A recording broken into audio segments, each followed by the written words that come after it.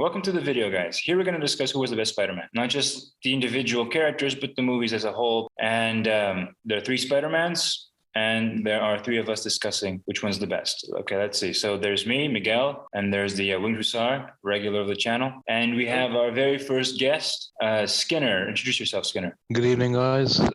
Thanks for having me on this channel, this special podcast. You guys can call me Skinner, and I'm very excited to be talking about Spider-Man today with you guys. All right. Well, thank you for that introduction, Skinner. Winged Hussar. All right. Just in case the people that just got to the channel, introduce yourself, please. What? Introduce yourself, Winged Hussar, because just for the new people that might be in the channel, just in case that we have new audience members. I mean, probably not. I mean, let's be honest, 2 people are going to be watching this thing. But hey, can I read you my introduction? Fine. Okay, go ahead. My name is Simon Skinner, and I run the local supermarché. What? That's my introduction. Don't cut that out. No. Pick that introduction. Original introduction. Anyway. What? No. Winged Hussar.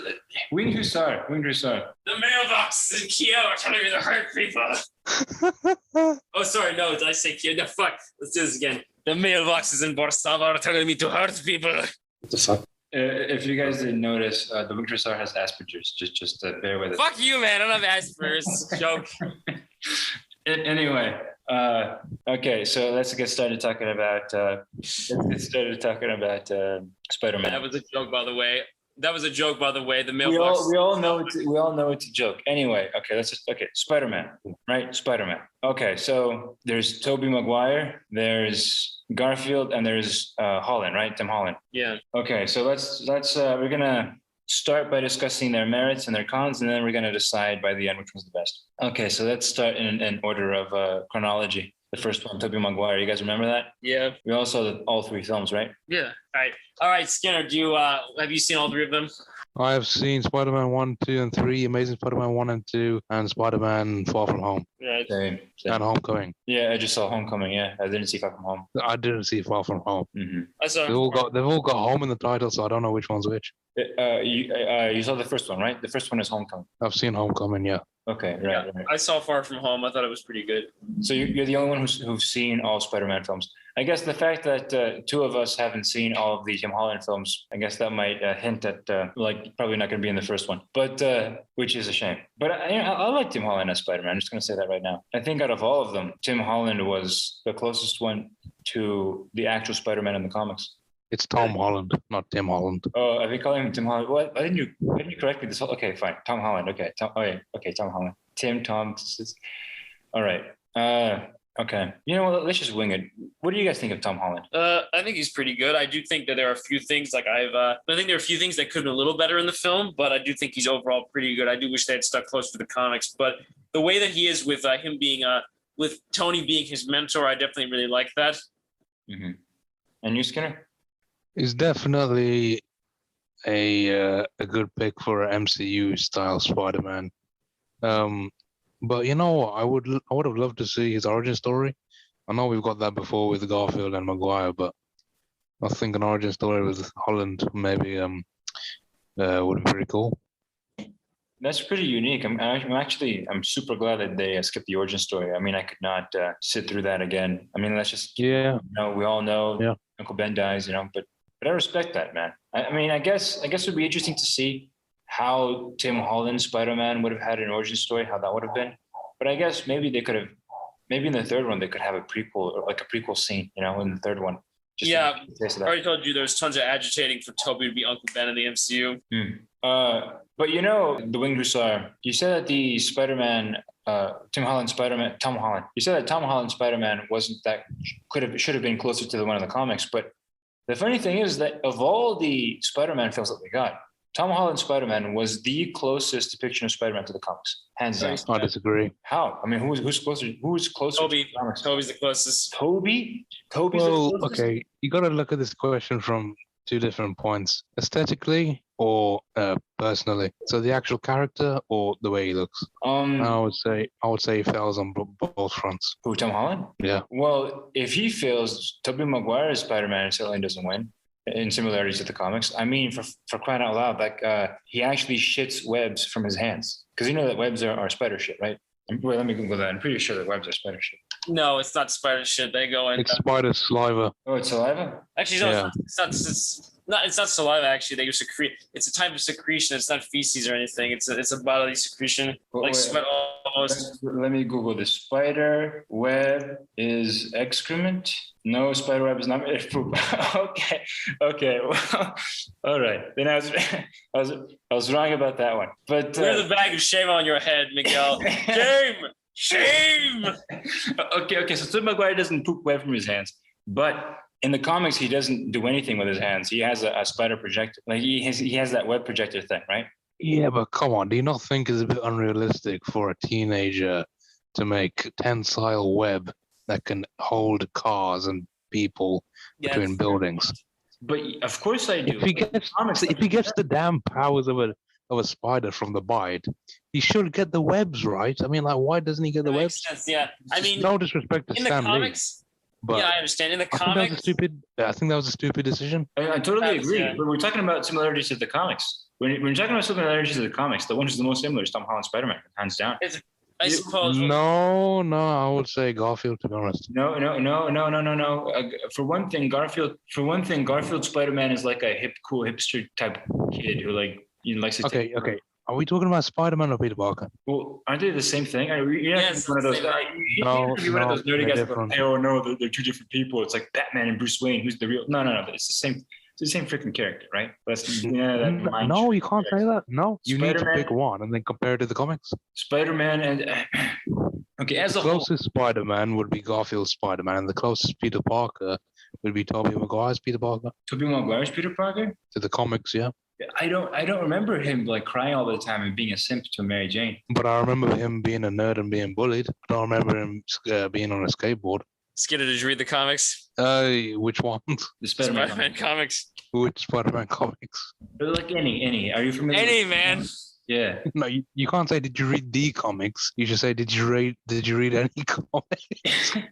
Oh, excuse me. Oh, of course, the Englishman. There's not one definitive fucking Spider-Man comic. Sorry? Did you read the thing? Yeah, there's Amazing Spider-Man, Spectacular Spider-Man, Sensational Spider-Man. It's a fucking spider comic. Did you ever pick up a spider comic and read it? I read the Spectacular series, yeah. Okay. And I know of the other two series, but I never bought the paperback copies and actually read them. Okay. You remember him being bullied, right? That's what you said.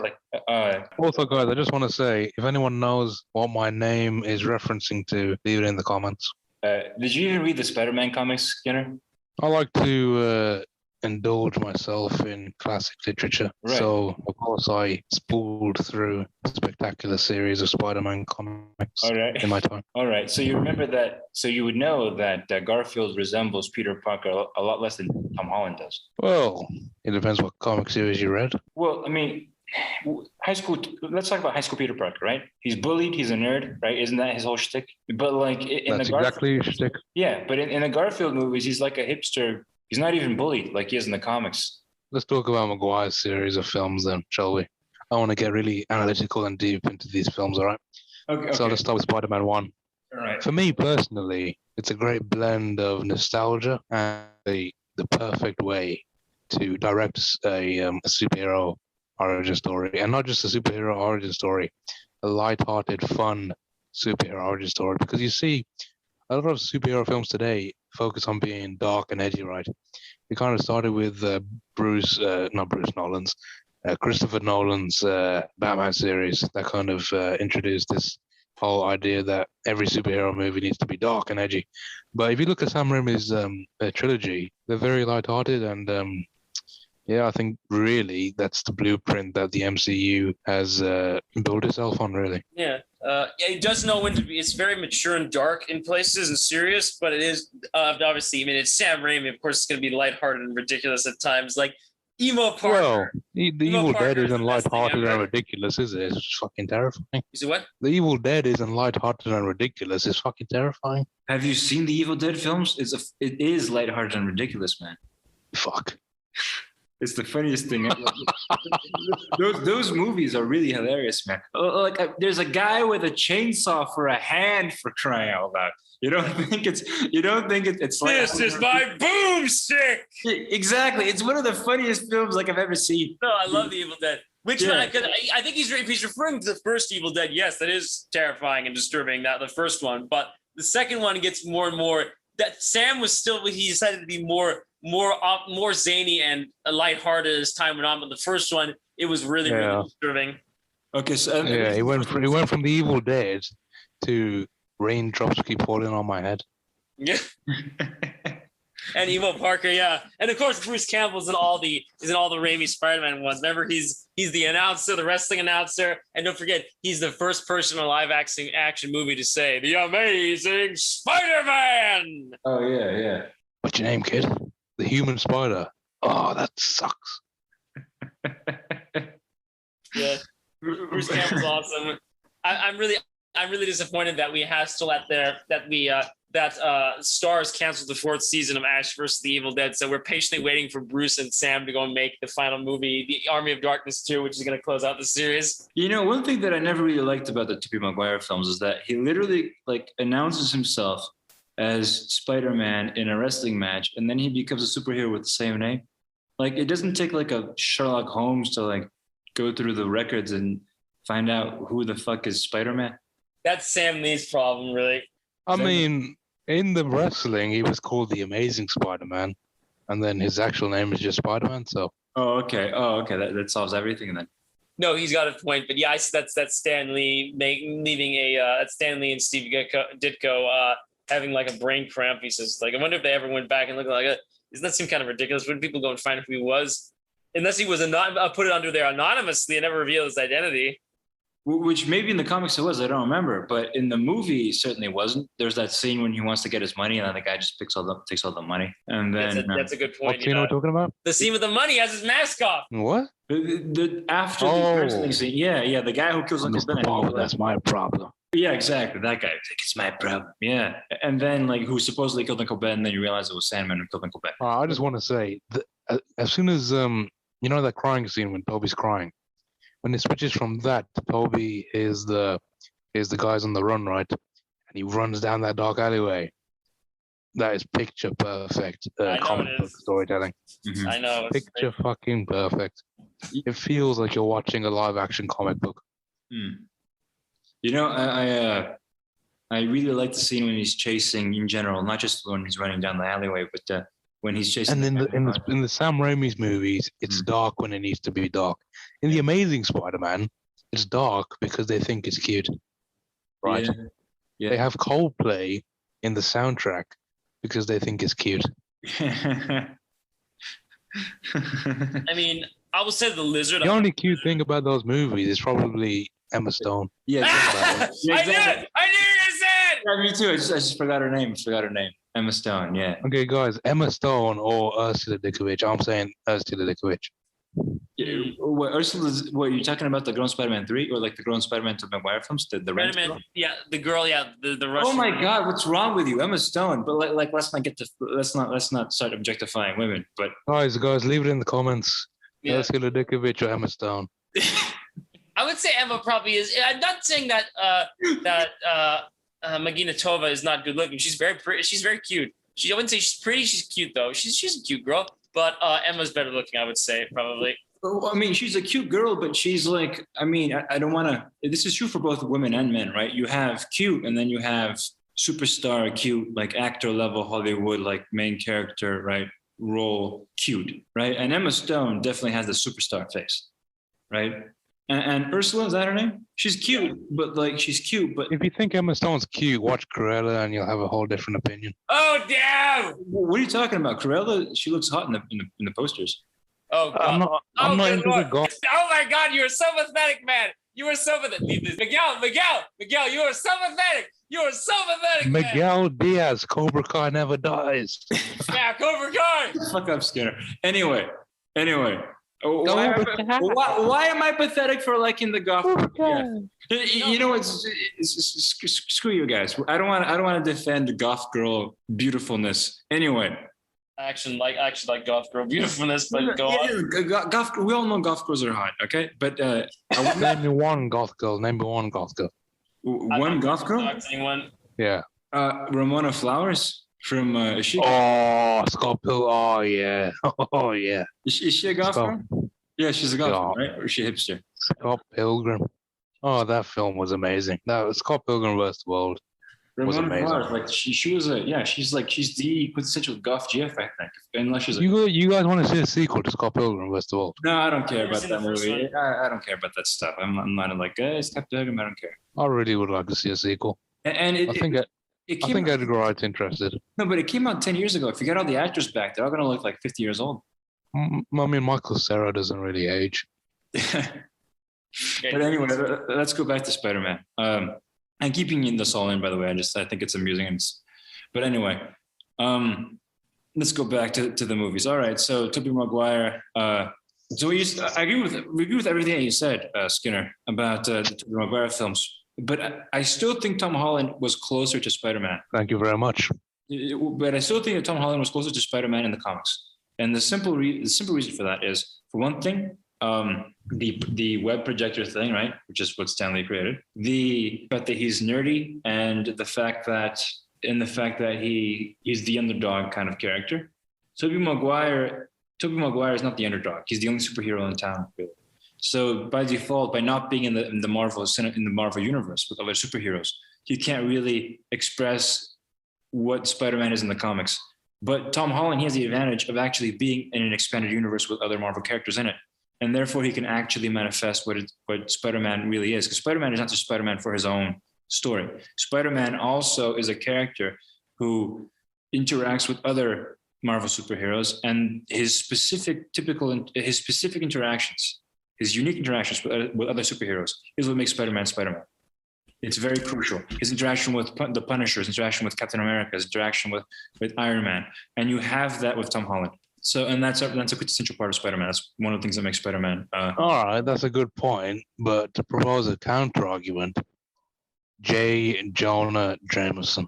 All right, okay, you win. And carried the Sam Raimi Spider-Man movies. If you want to talk about accuracy to comic books, that's true. JJ's your man. That is true. That is absolutely true. That is probably top 3 casting of all time. And you know who else is in the top 3 casting of all time? Yeah. Willem Dafoe as Green Goblin / Norman Osborn. Yeah. He's pretty good. Perfect casting. Picture perfect. Yeah, you're absolutely right. J.K. Simmons, it's like a tongue twister, right? J. Jameson. Say that like 3 times really fast. J. Jonah Jameson. Yeah. But anyway, yeah, you're right. If he's more essential to Spider-Man's character than any of the Marvel superheroes. Meat. I'll buy you an ox. Well, fuck. No, I messed up the line. Meat. I'll buy you a nice box of Christmas meat. That's the best I can do. Get out of here. I can't fired. Oh wait, you're on fire. Come over here. I don't know. I'm not a neat. I know. He says, remember the thing goes and asks. He says, "Could you pay me in advance?" Remember the I can't do the laugh properly. He's like, "Are you serious?" But you did a good impression. Anyway, sorry. But anyway. Think, Mark, think. Everyone and everything you know will be gone. What will you have in 500 years? I'll have you dead. Anyway, okay. Come on. Don't make fun of that. That's Now, were you rushing or were you dragging? Oh, God, yeah. Then why the fuck didn't you say so? Yeah, J.K. Simmons is a national treasure. He really is. Yeah. I love that guy. Anyway.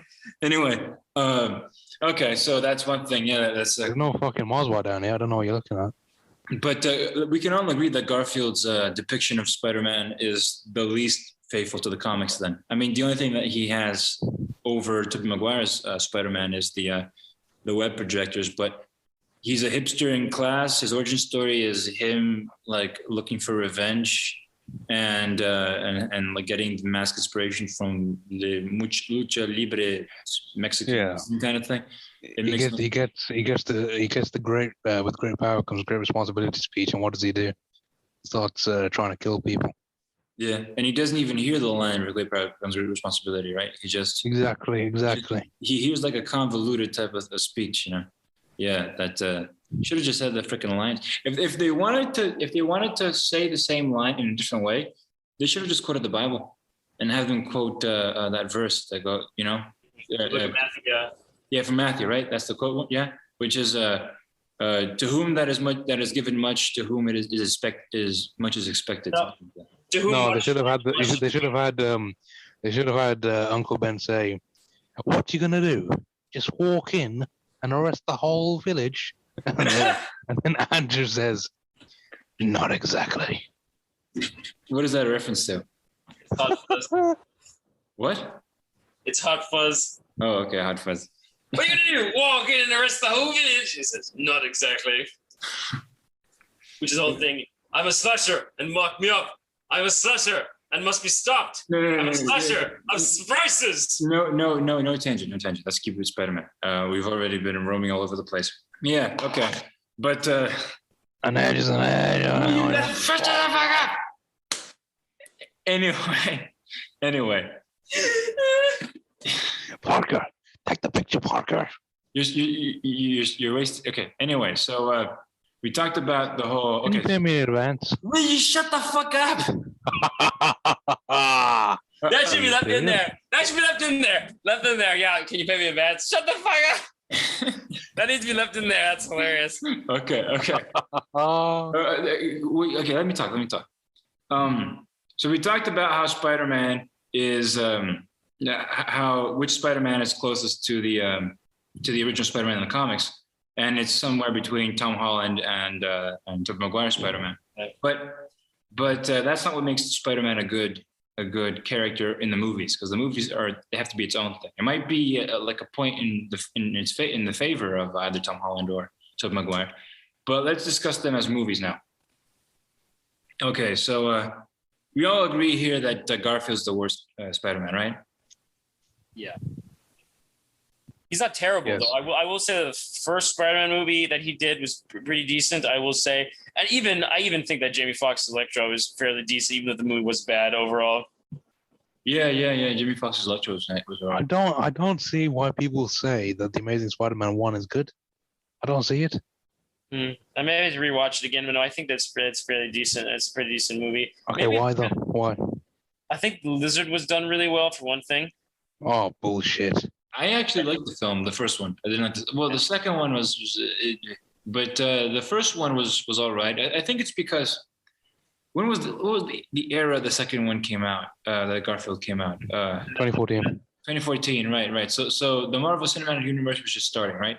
And so you had a good contrast to the Marvel thing, because it wasn't like dark and edgy like DC. I know that's what you said, but it wasn't like Batman or like the DC Cinematic Universe. It wasn't like Zack Snyder's Superman, which came out around the same time, right? But it wasn't zany and comedic. It was like in between, and I think it was a good compromise between Marvel's formula and DC's edgy formula, and his relationship with the girl, that little romance he had with Gwen, right? Gwen Stacy. You guys remember that? Yep. Yeah. That has to be the best romance in any of the Spider-Man films. Like hands down. I mean, her father literally told Peter to stay away from her as his dying wish. And what did he do? 5 minutes later, he's already snogging her. But dude, it's part of the romance. And also, you didn't refute my point. I mean, let's be honest. It's been a while since I've seen the film, so I can't. Garfield's chemistry, the storyline of that romance, the relationship between both of the characters, it's got to be the best romance in any Spider-Man film. Better than Tobey Maguire's. Oh boy, yeah. Wait, better than Tobey Maguire's relationship with Mary Jane. Better than whatever happens in the Tom Holland films. If there's one thing that the Garfield films have going for them, it's the romance. And I guess it helps. I think Garfield and Emma Stone were dating at the time, so that's one of the reasons why they. Really, I didn't realize that. I think I could be wrong, but I think they were dating at the time, which is one of the things that explains their terrific chemistry together. But then they broke up, I think. I don't know much about Hollywood drama, but it's not just their chemistry. Because if it was just chemistry, but their story romance, but if their romance detracts from the plot, it would be a BS romance. But it doesn't, because the romance between Garfield and Emma Stone, I think, actually drives the plot forward a little bit. It's hard to do that with the romance in these epic stories, but I think it doesn't detract from the plot. The romance with Tobey Maguire's Mary Jane is like a side story that's boring. Nobody wants that, you know. Like it's only relevant to the plot really in the third film because it causes the intrigue and it brings out the dark side of Peter Parker. But in the other two, she's just there to be the damsel in distress. I will say maybe the damsel. Well, this was done in the early 2000s, so that's one thing. But I guess maybe that is faithful to the comics for one thing. But the damsel in distress thing, I do understand maybe overdoing it because she's a damsel in distress in every single movie. Yeah. I do think that could be overdone. But the other thing I was going to say is in regards to that, I do think that I actually disagree in regards to the romance. I have not seen Amazing Spider-Man in a while. So I will have to watch because it came out almost 10 years ago. It came out almost exactly 10 years ago, so I have to rewatch it so I can make a fair judgment on it. But I really like the romance, honestly, between Peter and Mary Jane in the Tobey Maguire films. Why? And it's not cute, and it feels real. You have two people talking about their future and their dreams. It just feels organic and real and cuddly and sweet. Mary Jane was, for one thing, I'm just going to go and say Peter Parker shouldn't easily be getting chicks, right? And that's what I feel Toby was like. He didn't, Garfield, like with a click of his fingers, got Gwen on his lap, really. If you were a superhero, you would get the girl. And how, I mean, come on. I mean, talking about the idea of Peter Parker having difficulty with girls, that was just like a marketing thing that Sam Lee did. It was nothing about Sam Raimi trilogy. It was a marketing. It makes no sense. It makes no sense to the story. It was a marketing scheme for Stan Lee to appeal to the people that were reading his comics. I'm just going to go out and say it because people reading his comics couldn't get the girl. So Peter Parker is going to have difficulty getting the girl. But if you were Peter Parker and you had superpowers, you'd get the freaking girl. Secondly, how is that though? Can you explain that to me? And why would you? Why do you think that exactly? Well, because if you have superpowers, you become confident. If you're out there beating the crap out of people, there's going to be a confidence to you, and that is extremely sexy to women. Maybe. No, not maybe. Obviously, man. If you're, I mean, he's not Iron Man, you know. Any level of confidence makes you attractive to women. But like, if you had superpowers, you'd have like this amazing confidence that would make you that would make him easily like go up to the girl and go like, "Hey, you want to go out for a cup of coffee?" She says no. He's Spider-Man. He's not going to be like, she rejected me. He's going to go to the next one, go like, "Hey, would you like to get a cup of coffee?" And that. Yeah, but the thing is because he only has eyes for her. He easily could have ended up with Ursula, but chose not to. No, that's true. That's true. But even then, even in that case, he would still have enough confidence to be attractive to the woman that he loves. And secondly, you're missing a point. He went and turned Mary Jane down to protect her, and then he went and tried to start things up again, and she turned him down. That was after he became a simp to her, and after she got him involved in a ridiculous love triangle with his best friend. What are you talking about? That's what happened in the first movie. Like she was with what's his name, Harry? No, she was with Harry first. Okay, no, she was with Flash first, then Harry, then Peter. Yeah. I mean, I don't want to be like dismissive, but like I don't think too kindly of simps. He's a simp. But quit simping, Peter. Quit simping, boy. He's a simp, and Mary Jane's going a little too quick with the guys, in my opinion. Well, the reason why she broke up with Flash because the reason why you said what? I like calm down, girl. You know, like if a girl, she's like Sam from Cobra Kai. Just any boy, just. No, she goes out with. Sam. I thought you meant Tori. I wouldn't say that. The reason why I say this is. The thing with MJ is she broke up with Flash because he was an asshole. She broke up with Harry because Norman was being an asshole. Mm. And then she gravitated to Peter because he's, She broke up with Harry because Norman was being an asshole. Yeah. And he didn't want. Yeah. And then how he's like, shit. And then Peter, the reason why she ends up with Peter is because when Norman was giving her the creepy eyes. No, he was giving him Mary. He was giving it. Not only did she go through 3 guys. Norman was like, yeah, I could be a sugar daddy, baby. this has to be edited out. No, I'm not gonna.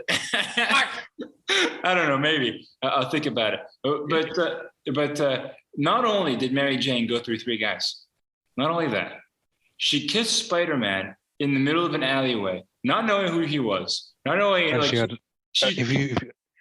I was a kid, I watched that scene, and I did not notice her nipples were so hard from the cold rain. You can see her hard nipples through the top. I mean, shit. I forgot. When I watched it again last time I watched, I was about probably 22, and I'm like, shit. You can see her nipples through her dress. How is that PG? How is that PG? 13. I finally get the joke from the superhero movie with Drake, the Drake guy from Drake and Josh. They did that joke where his nipples are seen from the costume when he kisses her. And now I get it. I didn't get the joke at the time, but okay. Yeah, I never saw. I don't watch those ridiculous Wayne's Brothers parody films. But like, you are pleb, sir. You watch that? Oh, I'm too patrician for that. Well, I was like an edgy teen when that came out. So. Oh yeah, of course, the edgelord. Yes, edgelord. We got an edgelord here. Shut up, Hussar. Anyway, okay, so she kissed. So. I can't like the Tobey Maguire romance for various reasons. For one thing, it makes the characters do dumb decisions all the time, and that just makes the romance grating. So for instance, in the third one, look at me started on the third one, like they all start doing stupid, like love makes all the characters do stupid decisions. And it even culminates, like it climaxes with Tobey Maguire throwing a grenade in James Franco's face. Okay, hold on. He does throw a grenade in James Franco's face. Harry threw a grenade at Peter that he just swung back with his web. But that's still my point. Like that was because of the black suit. Is making him act evil. No. Not only the black suit, but that was also because of the romance driving his dark side forward. Like, well, that was Harry who did that. Maguire's relationship with Mary Jane is very toxic, in my opinion, in the films. The relationship between Tom Holland's character and that girl, Michael Keaton's daughter. I forgot her name. I can't remember what her name is. I think it's like Sarah or something. I can't remember what her name is. Okay, so Michael Keaton's daughter. I'm just gonna call her that. Yeah. The one thing that was good in that relationship that made it was that it drove the plot forward, and it had like an interesting. It had an interesting connection to the plot. It wasn't like a side story thing that distracted from fighting the villains. It was connected to the villain, and it added an extra dynamic between Tom Holland, Spider-Man, and his nemesis in the movie, Michael Keaton. But this iterates how bad the romance, I think, in my opinion, was in Tobey Maguire's movies. That romance, and it's so central to the story too, because that romance not only does it make the characters make dumb decisions, not only is it toxic, and it has a love triangle, which I just can't stand. It's like Twilight for superheroes. And but that romance also detracts from the cool stuff we like to watch, which is Spider-Man versus the villain. It takes airtime. It takes time. It takes footage scenes, whatever you call them in movies. It takes time away from the things that we like to focus on high school drama. It's a side story that nobody likes. The only movie where it's actually part of the plot, it's the third one, but it's done in a bad way. It just makes the characters act obnoxious. Like with him dancing in that whole bar scene where he's dancing in the bar. That was hilarious. And then it's not even like a love triangle. It's like a love square. It's like him and Gwen Stacy it's a love pentagon, really. You got Gwen, MJ, Harry, Peter, and even Norman. Yeah. Because Norman's into MJ. He's like, oh yeah, buying his lips. I thought that was more trolling rather than him actually being into her. I think it's a love pentagon. Yeah, I mean, I agree with Skinner on this one. It's a love pentagon, and like that stuff, I just can't stand. You see, like this stuff is just toxic. But talking about this later, but you take it up with Sam Raimi. Back to formula. But Willem Dafoe's great. Yeah. not only is it toxic, not only does it distract from the movies, from the cool stuff you like in the movies, and not only does it make characters act obnoxious not only does it make characters act in obnoxious ways, but it also is it also takes a big, it's also a big huge chunk of the movies. And I think if there's one bad thing about those films, it's the bloody romance. I would disagree. I would say that one of the bad things about the films, the Tobey Maguire films, is probably Venom. Oh yeah. They massacred our boy, didn't they? Look how they massacred our boy. They massacred our boy. But yeah, there's a reason for that. The guy who ran Marvel at the time, Remy Ahmad or whatever his name is. He's a Middle Eastern guy. I can't remember what his actual name is. I want the city to see Spider-Man as a two-bit criminal. It really is. No, that was Spider-Man with his hand in a cookie jar. Whoever printed that photo gets a job.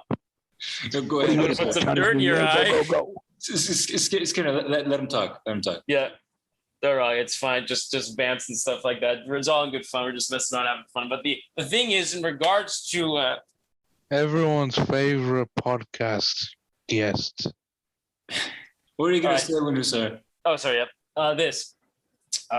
In regards to Venom, he didn't want Sam Raimi did not want to do Venom. It was the guy who ran Marvel at the time who demanded Venom be in there because it was one of his favorite characters. And Sam did his best. They said I stopped reading the comics like in the 80s because I have a life. But because you have to remember there's different generations of Spider-Man fans. Yeah. The oldest will say that Spider-Man's main antithesis is the Green Goblin. Right. And you've got younger people who say that Spider-Man's main villain is Doc Ock. And then you've got the modern guys like us who say, without a shadow of a doubt, Venom is Spider-Man's main enemy.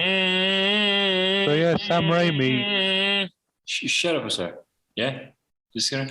Sam Raimi is part of that classic generation who saw Green Goblin and Doc Ock as the main villains. Right. And to be honest, I think he was smart enough as a director, well, initially anyway, to avoid doing Venom because he said before he doesn't understand the character. Mm-hmm. But so of course Sony had to get their dirty little hands involved. And there was only supposed to be put Venom in. Yeah. There's only supposed to be two villains in the story. Yeah, it was supposed to be Spider-Man and the new Goblin. Yeah, sorry, Sandman and Harry as the new Green Goblin. Yeah. But in regards to the other thing is that so it would have been significantly different. So Sam had to go and change it. And now I do agree with High Top Films' analyzation of his analysis of the films. What's the analysis? Because I haven't seen that video. Oh, it's a trio of videos. Excellent. It says that it's the perfect origin story, the perfect sequel, and a good but flawed finale. Yeah. I think that's right. I think, and I think I was being too hard on the romance in the second movie, which I think let's all agree the second movie of Tobey Maguire films, the Sam Raimi films. That's the best Spider-Man film of all time, right? I mean, it's a cliche, it's a basic chick answer, right? But we all agree, right? That's the best one. And the romance is still very toxic in that film. It's super toxic, but it's meant to be toxic because it's meant to make Spider-Man question himself as Spider-Man and want to abandon superhero work, right, for himself and have that moment of selfishness. And that was great for the story arc. Doesn't bode well for the romance. I remember, sorry to cut you off, Miguel. I remember you saying earlier on in the podcast that the romance had no impact on the story for 1 and 2. I actually disagree with that.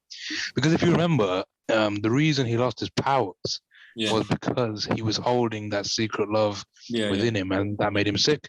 That's the reason he lost his powers. So I think the love definitely had an impact on him in number 2. I would say number 1. I feel like they had a lot to introduce, so probably the love story was definitely a side thing and more of a damsel in distress sort of thing. But number 2, I would say the love arc definitely had an impact.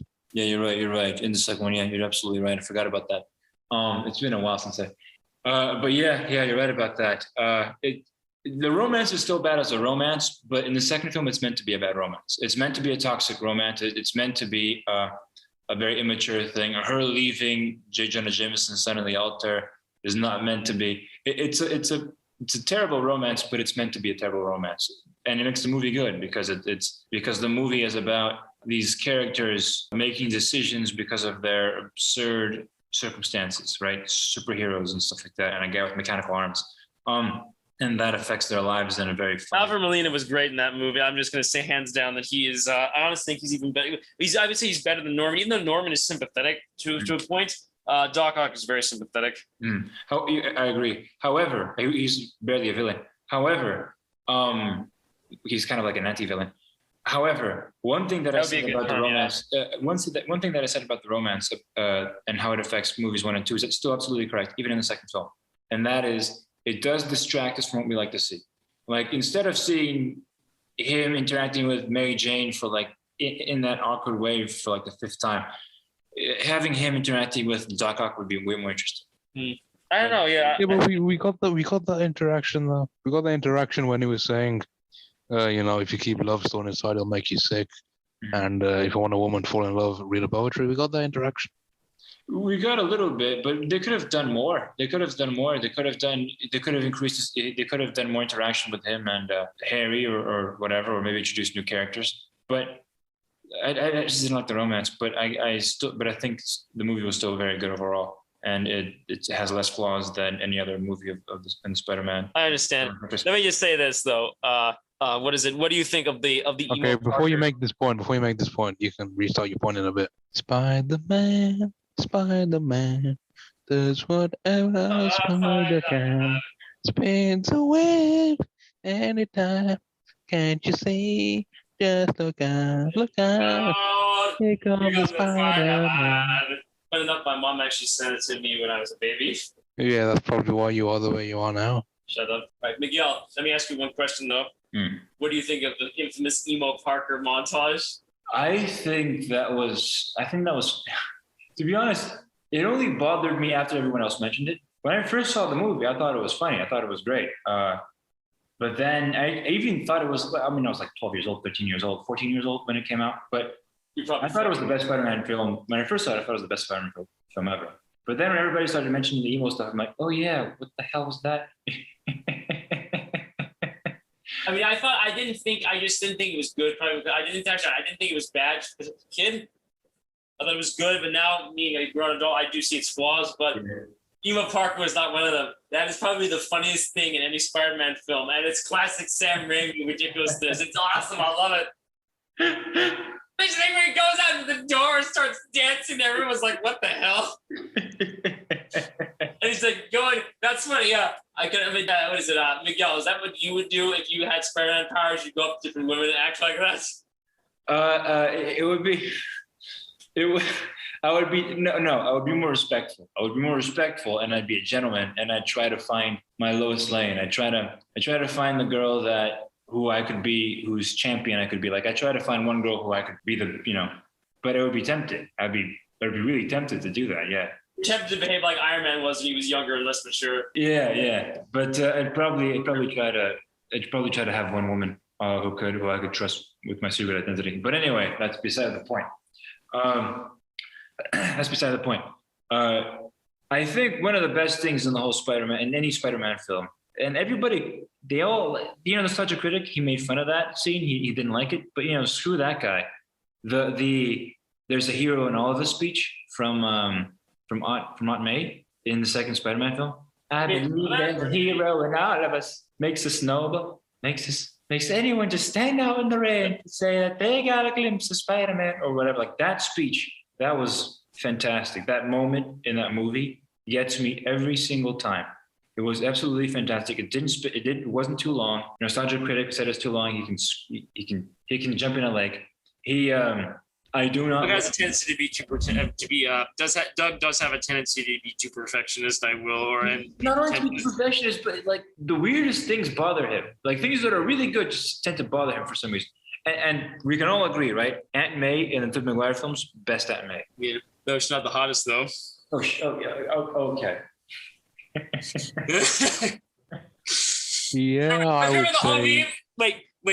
Let me just say the whole meme. Remember the whole meme? It says Spider-Man. I'm cutting this out, man. Oh, damn it! Come on, man! It's funny! Shut up. Skinner, go ahead. Go on, man. Can't even fucking remember what I was going to say now. I'm sorry, man. And we're talking about Aunt May. Which one's the best Aunt May? I mean, the Amazing Spider-Man anime just worries all the time. Peter, have you bought the eggs? Yeah, I bought the organic eggs, Mom. I mean, aunt. Fuck. She's annoying. She nags all the time. She's the worst at it. Definitely the worst. I'm really not a fan of Sally Field, to be honest with you. But Rosemary Harris is an absolute gem. She's actually an English woman, believe it or not. Yeah, I didn't know that. I didn't know that. Yeah, great actor. Perfect as Aunt May. Perfect. Perfect. Best anime. And talk about chemistry in romances. Harry and Uncle Ben, even though they only had like what 2 scenes together, the chemistry was on point for sure. Yeah, like an old couple. They really. You believe they were married for about 40 years. Mm-hmm. Yeah. Cliff Robinson's really is because I told you it's been a while, but I think I remember from memory that Martin Sheen did pretty good. But I will say that no one can beat Cliff Robinson except possibly Toby if they make him Uncle Ben in what's it called. Really? Do you think so? I mean, I think I prefer Martin Sheen. I don't mind. What's his name? The name of the actor? Cliff Robinson. Cliff Robinson. I don't mind his Uncle Ben. I think it was very good. But I think that Martin Sheen came across as more personal. Like he came across more as an uncle, or like the young. He seemed more like family. You know.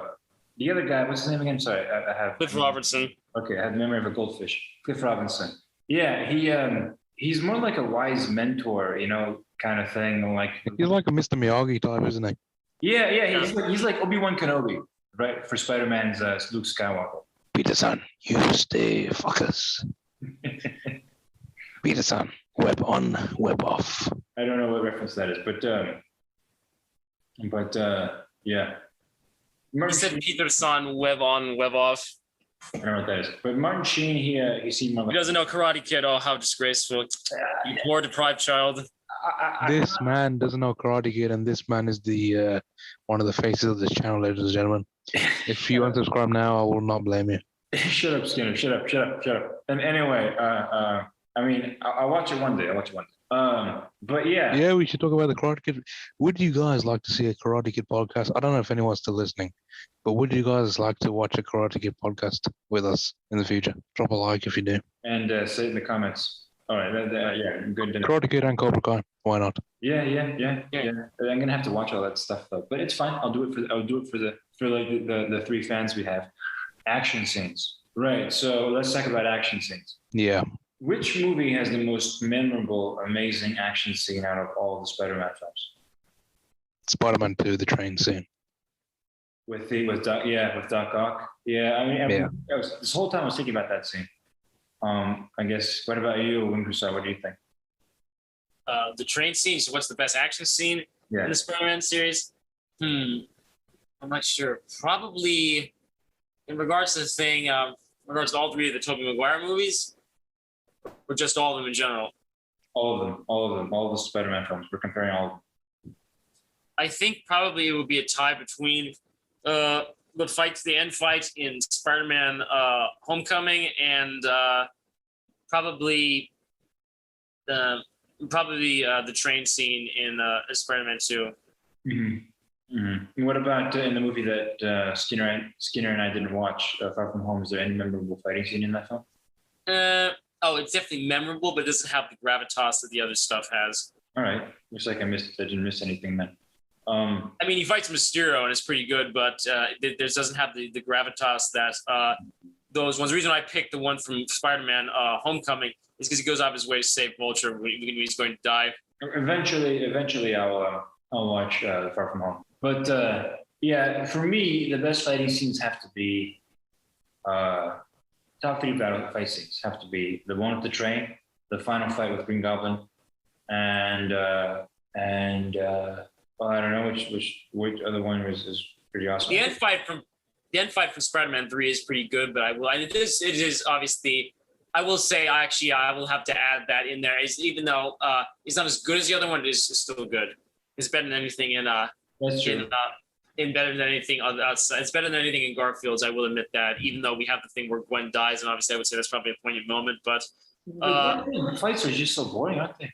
I think the Amazing Spider-Man does do something that's better than the other 2. You know. Which one?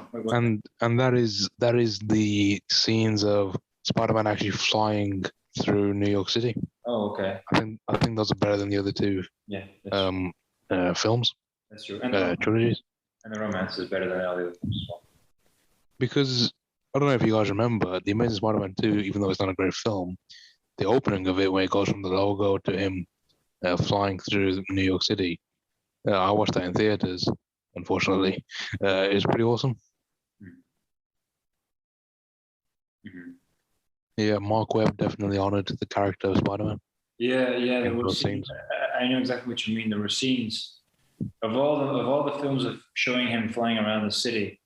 I only really remember Garfield's movies, and that's like Exactly. Yeah, I think The Amazing Spider-Man did it best. Yeah, you're absolutely correct. Especially that one final shot in the first film where it looks exactly like a page from the comics. Oh yeah, definitely. Yeah. You guys want to talk about scores? Scores, like giving them scores. No, like the music. Okay. Oh yeah.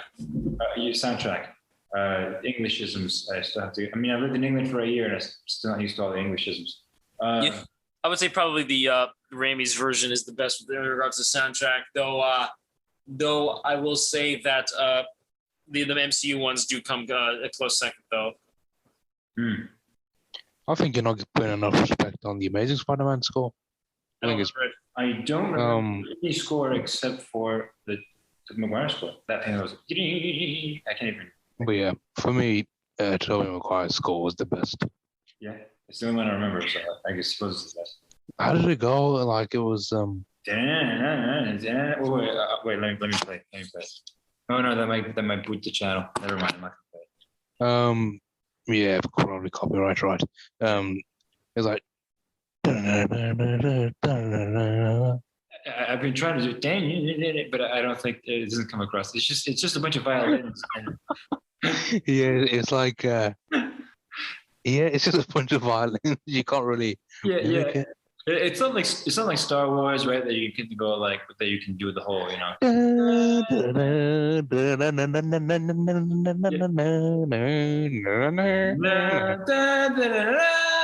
right. Yeah. It's not like Star Wars, but it's not like Lord of the Rings, where you can go. You can't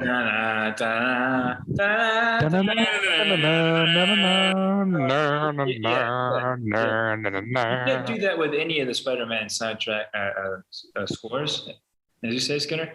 But at least I remember, at least like if I heard any of the scores, I'd know which one is Tobey Maguire's score. So so I have to say, Tobey Maguire's score. What about you, Winter Star? Which one do you prefer? Definitely the Tobey Maguire score. Okay, so scores. We talked actions. We talked. We can wrap this up soon enough.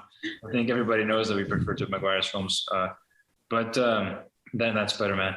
But let's see one more thing. Cinematography. Cinematography, sure, okay, and then we can talk villains.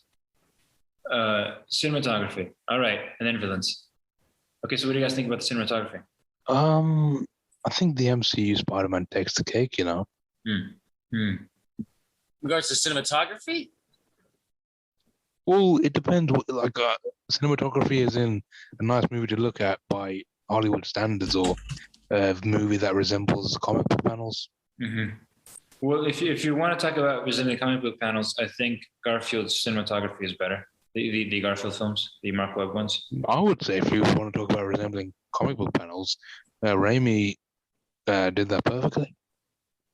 I don't think that. I think that the Raimi films, the Sam Raimi films with Tobey Maguire, I think that had the worst cinematography. It wasn't bad because cinematography is just cinematography. It's essential for a film, but it's not that hard to get wrong, I think. Yeah, but then again, Sam Raimi isn't the most cinematography type director. He's much more in person kind of director. He's a story-driven director. Yeah, he's a character director. Yeah. Which he's not Christopher Nolan. Which is why his characters are the best. But he's not Christopher Nolan. Yeah, or Zack Snyder, who's only a cinematography director. I mean, I like Zack Snyder, but story is not really his strength in my opinion. But I respect his fans and I like him as a person. I think. Zack Snyder, I mean, but yeah. Okay, so villains. What's your favorite villains, guys? Ring you already said that your favorite villain is Black Hawk, right? Yeah, because the one thing you said he's more of an anti-villain, but yeah, I will agree with that. But yeah. Sorry, yeah, go ahead. In regards to the other thing, though, I will say, I mean, even though I would say Green Goblin, he's a very sympathetic villain because he literally has DID. Right, so he's definitely sympathetic. He's not like an irredeemable asshole. And even because that's the thing, Raimi, with the exception of Venom, which I told you that version of Venom was terrible. He's all of his villains are sympathetic, with the exception of Harry. Well, even Harry acts like it really has a valid reason for acting like that. But that is something that I will say that I think it was either High Top Films or the Nostalgia Critic pointed out. Harry literally he literally said when his father's like, "Avenge me," he goes and screams no and throws the sigh he has at the mirror. Unless there's been a significant time jump, why would he go and decide to go and use the Oz serum, the Oscorp serum, to give himself superpowers to go and kill Peter? We already knew Peter was Spider-Man at that point, but he has because we already know the whole thing is how he doesn't need superpowers. He can just like kill him in his sleep or something. Because when he said "avenge me," Harry didn't know Norman was the Goblin.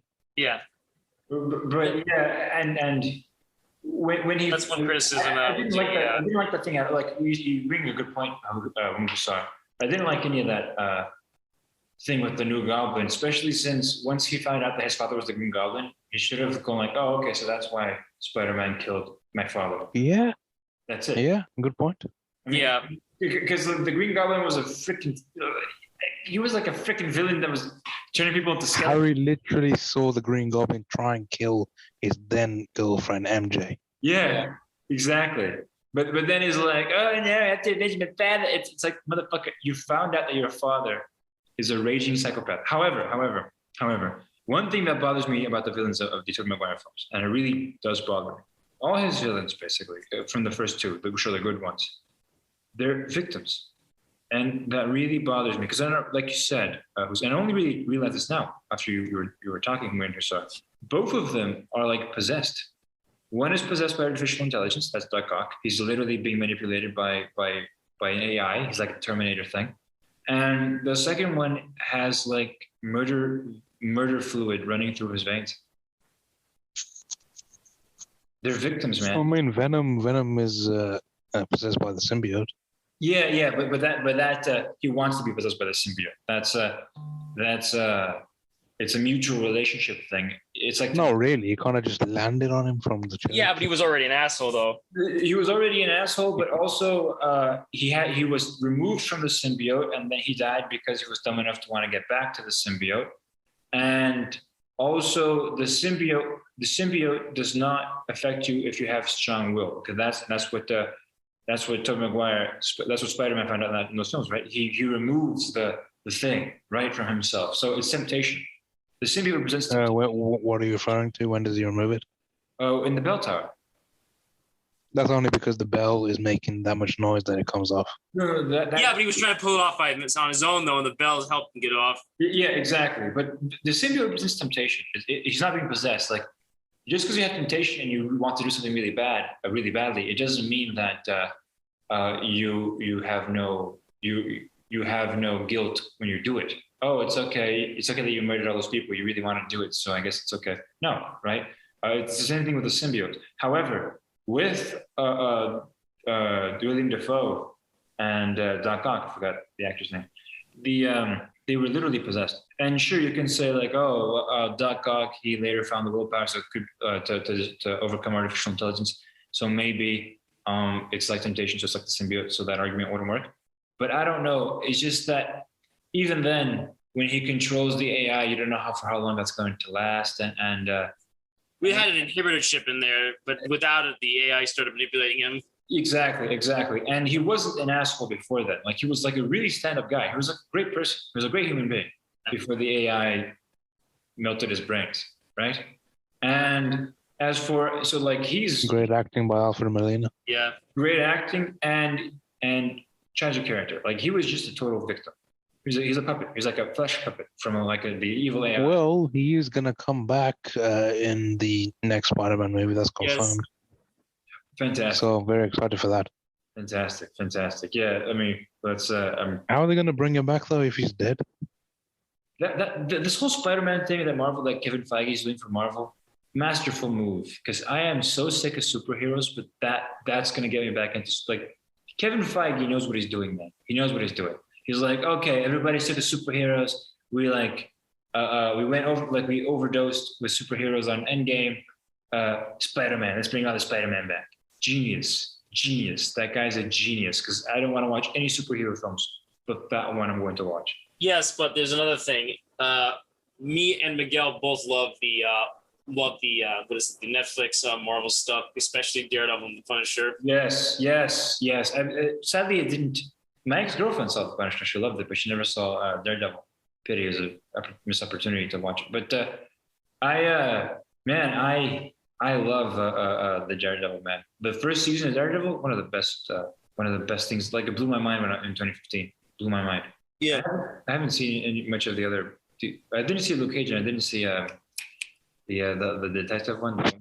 both those are great. So you said Jessica Jones. Jessica Jones, I think, is the weakest, but still pretty good with a few problems. But yeah, and you did not like Iron Fist. I absolutely loved Iron Fist, and I loved Luke Cage. I liked a bit of the first season, then I stopped liking it. But Jessica Jones, I have no opinion because I haven't watched it. I'm pretty sure it's good, but I haven't seen it.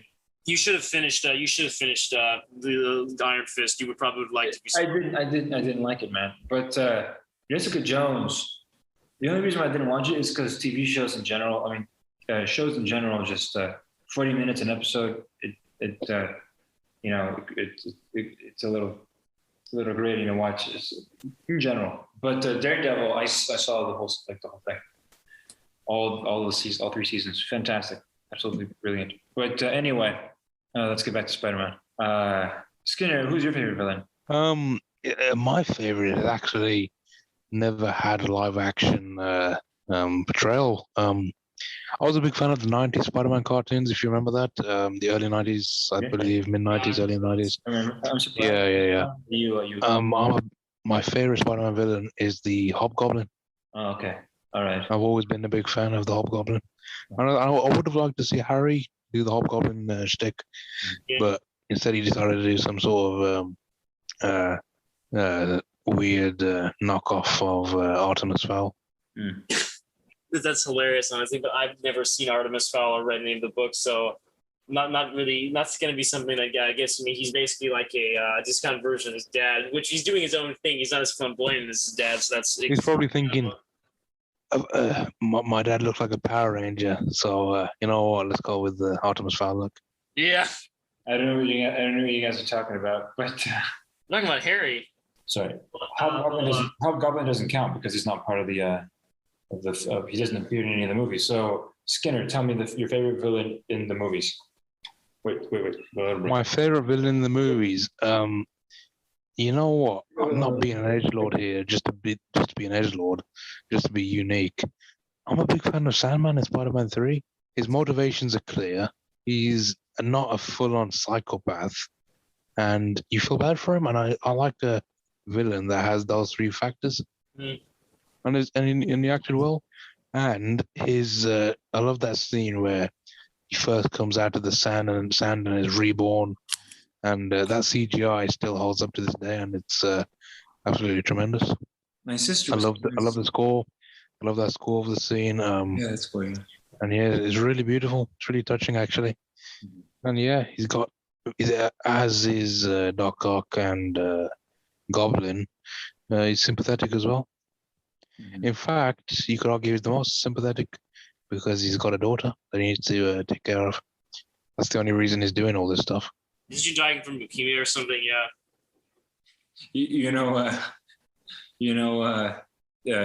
How it should have ended on YouTube. Yes, I'm well aware of it. What they made fun of Sandman in a really good way, I think. Oh, you don't understand. I have a daughter and she's sick. That makes it okay for me to break the law. I wasn't really that much of a fan of Sandman as a villain. I think He just complicated everything. I don't know, and I'm not really a fan of his powers. And one thing that really bothers me, but that's just part of the zaniness, I guess, of the Raimi film, is that there is no real reason to why superheroes, supervillains keep showing up. Like Spider-Man is the only superhero in town, and then a bunch of people get superpowers all the time, but they're always villains, and it's just weird, you know. It's like, why is the universe making these random people show up in New York at this time like this, and why are most of them becoming villains? That's just. But as movies, I guess, are pretty good. But anyway, the best villain, I think, by far, and not to be all like political and whatever, but it's Michael Keaton's Vulture, without a doubt. That's a good answer. That's a very good answer. Without a doubt, it's Michael Keaton's Vulture. And it's not the Green Goblin because, like I said, murder fluid, he's a victim. It's not Doc Ock, even though I love the character. Love the character, but he's not a villain to me. He's a victim. He's a flesh for an evil AI. Aren't all villains victims? No. Boo, boo, boo, boo. That stupid Rousseauian crap. We don't believe in Rousseau here, mister. We don't believe in Rousseau. You look like your last name could be Rousseau. You think I look French? Kinda. You're not the first person to say that. So, you know what? You kind of look like you could play Peter Parker. Thanks, man. Thanks. Anyway, no, not all villains are victims, because people suffer. We all suffer problems. We all go through problems, all of us, and that doesn't justify us making the world worse. The reason why I think that Michael Keaton's Vulture is the best villain is for although he's a victim of society, he decides to make society worse, and that doesn't excuse his evil acts. He makes moral decisions. He makes moral decisions by putting the world in danger, putting innocent people in danger by selling high-tech alien weapons that could create even more victims, like him. So he's part of the problem. But however, even though he's part of the problem, he's very human. He's a very human villain, and one of the most human villains out of all the Marvel films, actually, because all the Marvel films are either aliens like Thanos, or they're like demigods like Loki and an alien to boot, or they're like Illuminati types, right? Or like the Hydra people, you know. He's like Red Skull. But the Michael Keaton villain with the Vulture, he's just a guy he's a crime boss. He's a guy that found a way to make some money out of the situation that he's in, and he manages to rise from his position, and he's using crime as a way to try to stick it to the man, right? Like what's his name? Tony Stark. Tony Stark, exactly. So Tony Stark, he's a hero, but he's very much benefiting from a system that's not entirely fair. And not to sound, you know, like a communist or anything like that, but he is very much. In the beginning of that movie, it does show that he's kind of he's using his big company to have government contracts that can make him have very lucrative contracts with the government that smaller companies like Michael Keaton's company cannot. And then that injustice just makes him want to skirt the law to try to get ahead. Absolutely understandable. He still does the wrong thing because he's selling weapons into like neighborhood villains. He's selling high-tech weapons to neighborhood thugs. So of course he's going to cause lots of murder. Yeah. Yeah, exactly. He's feeding off. He's a vulture. He's literally a vulture. He's feeding. That's perfect. That's brilliant. That's why he's called the Vulture. That's brilliant. He's called the Vulture because he's feeding off the death and destruction that he's spreading around New York. And the whole dynamic that he has with Peter, and both of them are like, New Yorkers and stuff like that from a similar background. And you have the added drama with the whole thing with his daughter. Peter Parker's dating his daughter, and the villain, he lets him date his daughter because he's like, you know what, you're my enemy, but you're a cool guy. You know, if anyone, like, I respect you as a man. You know, I love that. I love that dynamic. I love that. So I think that the eventually he saved his daughter. Yeah, and because he saved his daughter, so that's why he respects. So, and because he's doing everything for his daughter, and so Spider-Man saved his daughter, and so he finds out that he's Spider-Man. That's fantastic movie. Like that makes the movie. The Tobey Maguire films are still better, but that dynamic with the villain, with Michael Keaton, that's fantastic. Yeah, for sure, man. And a fun fact about the Sam Raimi films, Sam Raimi himself, really, was that Sam Raimi's always been high on the Vulture and always wanted to include him. Yeah. In Spider-Man 4, actually, the unwritten, or the untold, the unmade movie, he was going to be the main villain, the Vulture in Spider-Man 4. There's actually the squares of like the scenes. Storyboard. The storyboard. Storyboard. There we go. Thank you, Miguel. Yeah, there's actually storyboards that you can find out there on the internet of the Vulture and Peter Parker. Spider-Man in Sam Raimi's proposed Spider-Man 4. That never happened, but who knows? Maybe one day it'll happen. Yeah. And fun fact, by the way, do you know who's supposed to be the Vulture in Sam Raimi's Spider-Man 4? Was it? Keaton? It wasn't Bruce Campbell, was it? No. John Malkovich. Oh, Pascal Savage. Pascal Savage. Yeah, from Johnny English. Pascal Savage. Mr. English. Exactly. Who did a better French accent, Pascal Savage or Bruce Campbell in Spider-Man 3? Steve Martin from Pink Panther. No, Pascal Savage. It's been a while since. Keep that in. Don't cut that out. No, I won't. Anyway. All right. I think you should wrap this up with us ranking each movie. Okay, yeah. All right, so everything that we've discussed, let's all of us say our ranks of the best, in our opinion, the best Spider-Mans. Okay, so Skinner, you go ahead as the guest. Right. Best to worst. In my humble opinion, Raimi's is the best. Then I'm going to go for the MCU Spider-Man, and then I'm going to go for Mark Webb's duology in last position. Okay, so Tobey Maguire, then Tom Holland. All right. And then Garfield. All right. What about you, Hassan? I will go and say if I agree with him on that, but if we're doing individual movies, I would say it would be Spider-Man 2, Spider-Man 1, Spider-Man Homecoming, then Spider-Man 3, then Spider-Man Far From Home, and then the Mark Webb one, with obviously the second one being the worst. I'd like to also do my movie rankings. So best to worst, I'm going to go Spider-Man 1, Spider-Man 2, Spider-Man 3, Homecoming, Amazing Spider-Man 2. So my Spider-Mans would be Tobey Maguire, and then Tom Holland, then Garfield. Basic, right? Like everyone. But the movies, I think, let's see. I would probably say, okay, so Spider-Man 2 from Sam Raimi, Homecoming from Tom Holland's Homecoming. Then it would be Spider-Man 1, then Spider-Man 3, then the Garfield movies. But even though I've criticized the Tobey Maguire films a lot, and I've said that a lot of things were done better by the other films, like the romance I think was better in the Garfield films, and the villain was better in the villain dynamic was better in Homecoming. I still think that Tobey Maguire is the best Spider-Man. They're the best Spider-Man films. And why? Simple. Spider-Man, right? The hero. He's the one who's driving the story. If you like him the most, then you enjoy watching him in his endeavors. And I think that Sam Raimi really nailed making Spider-Man. Definitely. And the thing is, all of them have great aspects to them. Yeah. However, I think, well, obviously all of them have bad aspects to them, but I think the Amazing Spider-Man series has the most wrong with it. Yeah. But if there's one thing that I really hate about the Tobey Maguire films, Peter Parker's a simp, man. I mean, he's a simp.